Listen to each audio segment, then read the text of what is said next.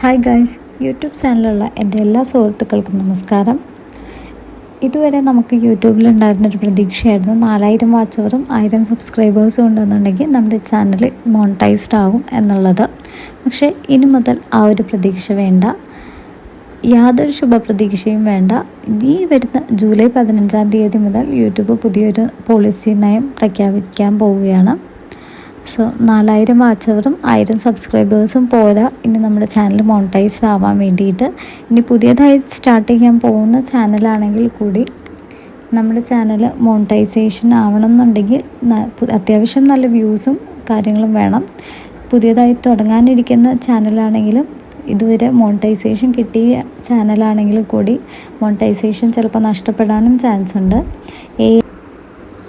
ഇനി ഏതെല്ലാം വീഡിയോസിനാണ് നമുക്ക് മോണിറ്റൈസേഷൻ കിട്ടാൻ ചാൻസസ് കുറവുള്ളത് എന്ന് നോക്കാം.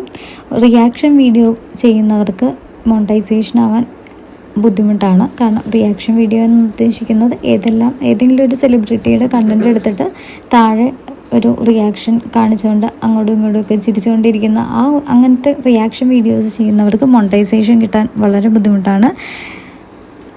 അത്യാവശ്യം വ്യൂസും കാര്യങ്ങളുള്ള ഓരോ വീഡിയോസ് എടുത്തുകൊണ്ട് പലരും അങ്ങനെ റിയാക്ഷൻ വീഡിയോ ചെയ്യാറുണ്ട്. അങ്ങനെ റിയാക്ഷൻ വീഡിയോ ചെയ്യുന്നവർക്ക് മോണിറ്റൈസേഷൻ ലഭിക്കാൻ വളരെ ബുദ്ധിമുട്ടാണ്. ഇനി നിങ്ങളുടെ കോൺട്രിബ്യൂഷൻ എന്തെങ്കിലും ആ വീഡിയോസിൽ ഇട്ടിട്ടുണ്ടാവണം, എന്നാൽ മാത്രമാണ് നമുക്ക് അത്യാവശ്യം വ്യൂസ് ഉണ്ടെങ്കിൽ കൂടി മോണിറ്റൈസേഷൻ ആവത്തുള്ളൂ.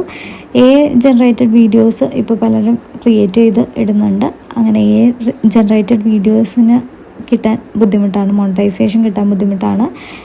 എത്ര വന്നാലും നമ്മുടെ ഒരു എഫേർട്ട് ആ ഒരു വീഡിയോയിൽ ഉണ്ടെങ്കിൽ മാത്രമാണ് നമുക്ക് മോണിറ്റൈസേഷൻ കിട്ടത്തുള്ളൂ.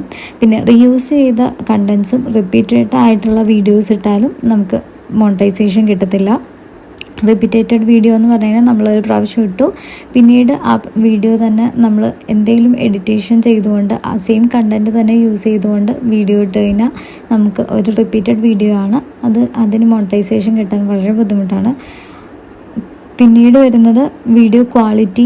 നമ്മുടെ ഒരു ലോ ക്വാളിറ്റി എന്ന് ഉദ്ദേശിക്കുന്നത് ലോ ക്വാളിറ്റിയിൽ കിട്ടാൻ ബുദ്ധിമുട്ടാണ് എന്ന് ഉദ്ദേശിക്കുന്നത് നമ്മുടെ ഒരു മൊബൈൽ ഫോണിൽ എടുത്താലോ അല്ലെങ്കിൽ ഒരു ക്യാമറ അത്യാവശ്യം ക്ലാരിറ്റി ഇല്ലാത്തൊരു ക്യാമറയിൽ വീഡിയോ എടുത്തിട്ട് ചെയ്യുന്നത് അങ്ങനെയല്ല ഉദ്ദേശിച്ചത്.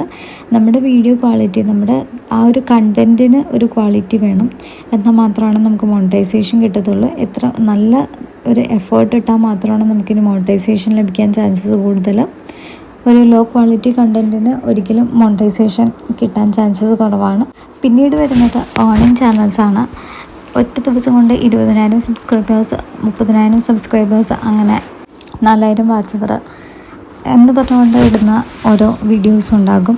പക്ഷെ അതെല്ലാം നമ്മുടെ മോണിറ്റൈസേഷൻ നഷ്ടപ്പെടാൻ ചാൻസസ് ഉണ്ട്. അതെല്ലാം യൂട്യൂബ് ഇപ്പോൾ കൺട്രോൾ ചെയ്യുന്നുണ്ട്. അങ്ങനത്തെ വീഡിയോസിനെല്ലാം ഇപ്പോൾ മോണിറ്റൈസേഷൻ ലഭിക്കാൻ വളരെ ബുദ്ധിമുട്ടാണ്.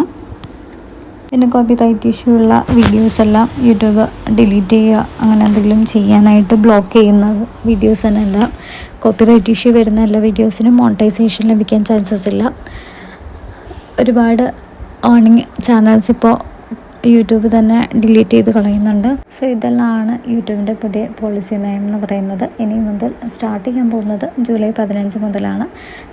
നമുക്ക് നോക്കാം ഇനി എന്തെല്ലാം മാറ്റങ്ങൾ വരുന്നു എന്നുള്ളത്. Okay, thanks for watching. Have A nice day.